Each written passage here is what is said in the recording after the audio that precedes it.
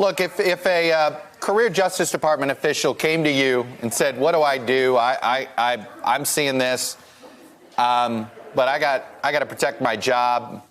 I'm worried about going to the Inspector General." I mean, it feels as if you heard our reporting from Ken Dilanian, some talk of a protest, but then fear that would sort of self-identify. You'd get a scarlet letter of some sort. I mean, it's insane that I'm asking the question, but we're here?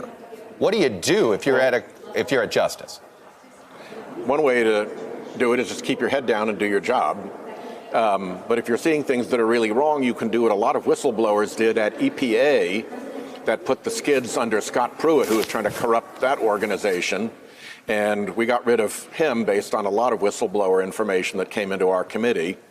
I think you see over under Pompeo at the State Department a lot of brewing rebellion and resentment at the way the State Department is being broken so that Trump's political work can be done by Secretary Pompeo.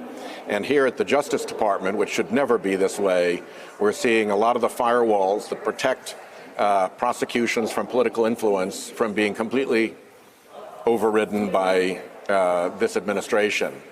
And when it gets to the point where you're through the protections about political influence, you're through the relative independence of U.S. attorneys, and you're all the way to career staff turning in their badges because they're so offended by what they see going around them, that's a really loud alarm bell that America should attend to.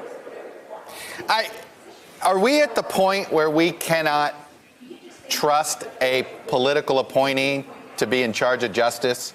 Do you think we have to change the way we do this, create more of a CIA, FBI, Federal Reserve approach to appointments for Attorney General, figure out some distance from the executive branch of some sort?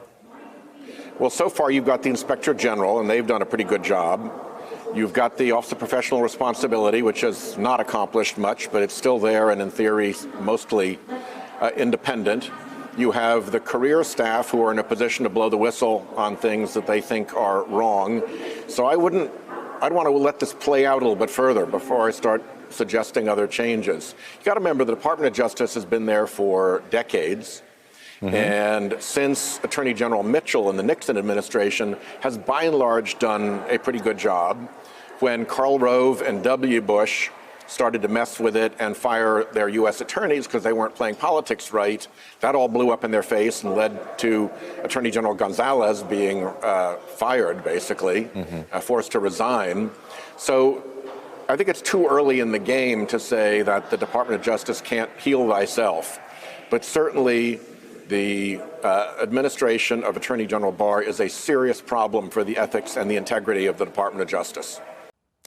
Hello, YouTubers. If you're watching this, it means you've checked out our channel, so thank you. Now do me a favor, subscribe by clicking on that button down there. Click on any of the videos to watch the latest interviews and highlights from MTP Daily and MSNBC. You can get more Beat the Press content every morning in the First Read newsletter. If you're tired of content that you don't know anything about where it came from, you don't have to have that problem with us. NBC News, MSNBC, MTP, and the Meet the Press mindset right here for you on YouTube. Subscribe now.